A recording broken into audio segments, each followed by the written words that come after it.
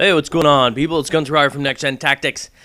And we're going to take you through Nuketown. Remember, this is what I show you. I call it tactical, but it's tactical / counter rush type gameplay on this. And I'm not saying there's a big problem, I think, right now in Search and Destroy. And maybe it's because there's a lot of new players in this game. I mean, if we've got record sales of Black Ops, that means that there's going to be a lot of new players that have never played this before.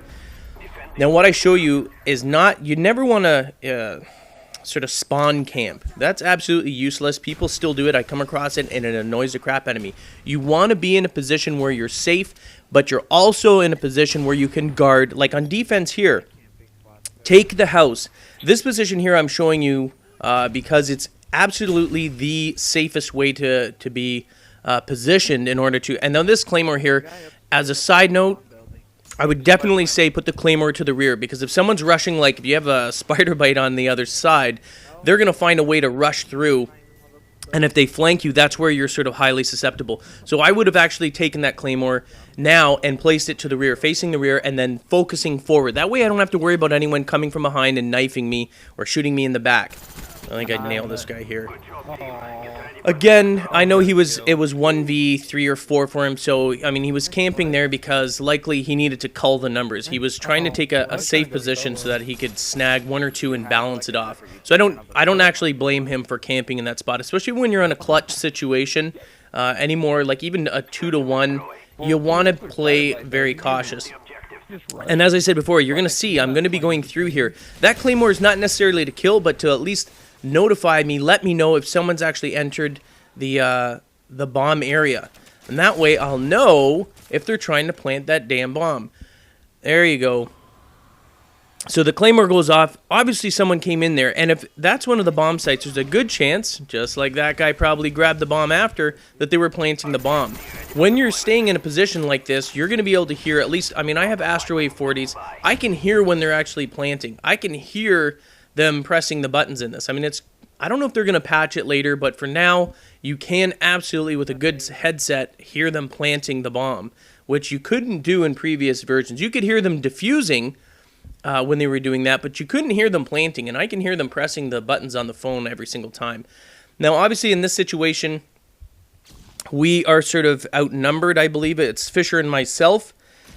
So we're trying to take a tactical position. The other reason why I'm taking this position is I know where the bomb is. I know that the bomb is in there. So what you do, instead of camping the area, which is highly dangerous, likely to get spammed with either a Semtex or a frag grenade, remove yourself, put yourself in a position where it's not, you're not likely, yeah, I mean, I died there, but I mean, we took out 2 people. It was unlucky. Nonetheless, I remove myself from the situation because most times when the actual enemy's coming in, they're going to, and they know the bomb is there, and they know that everyone keeps getting killed there, they're going to look for something that's close, either inside the house, around the outside the parameters of the game, outside perimeter. And so because I was really outside of that normal zone, you know, I'll call it, quote, normal zone, where people would normally hang out to camp the bomb, you remove yourself from that, and typically people will not be looking in that area, and that's how I was able to get those 2 kills there. Quite easily done. And again, remember, when you're playing this, I don't rush necessarily on this. It's quite dangerous, especially with all the new players on here that do camp their spawns. On defense, I am not running into friggin' Claymores and everything like that. I refuse to bite it on Claymores just because, you know, I want to go and get some kills. When I'm on defense, I camp one of the bomb sites. I camp one of the bomb sites because there's no need for me to go rushing, especially if I have a player, or I should say a player, a teammate that plays like Spider Bite. And in this case, we have Fisher and Bentley who are aggressive. They're rushers. I don't need to do that, and someone needs to stay back in case they end up getting killed by Claymores, or the other team are like really good campers or tactical like me. I do a lot of counter rushing. Depending on how the other team is, if they tend to be very aggressive and are rushing at me, I will take a position farther back from what I call the confrontation line. Confrontation line is the point in which if you had an SMG class and you had lightweight and marathon and you sprinted right towards the enemy, and the same thing on the other side, if the enemy player had the same setup and was sprinting right towards you, it's that confrontation line is the point in which you actually engage the enemy. And normally, in any case, you want to sprint to that area there. But if the other team is highly aggressive, you want to sort of get back from that confrontation line, somewhere back, but still in a position to protect the bombs. The whole point on defense is to protect those bombs, and you cannot do that if you're running into the actual spawn area.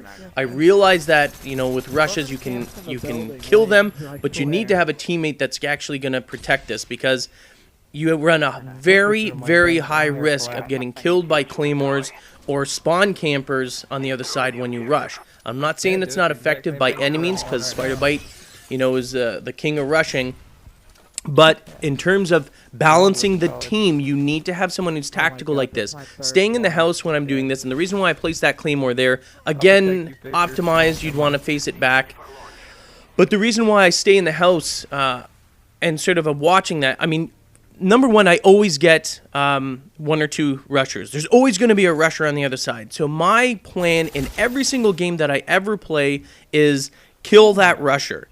Kill the rusher, or if there's two of them, kill them first and minimize the damage. Like, take their numbers down. There's always going to be people that are rush, but if you can at least get rid of two of them, that's less problems for you in the future, and then you can start moving forward. Even if the odds are stacked against you, usually, and the way I look at it is rushers are easy kills.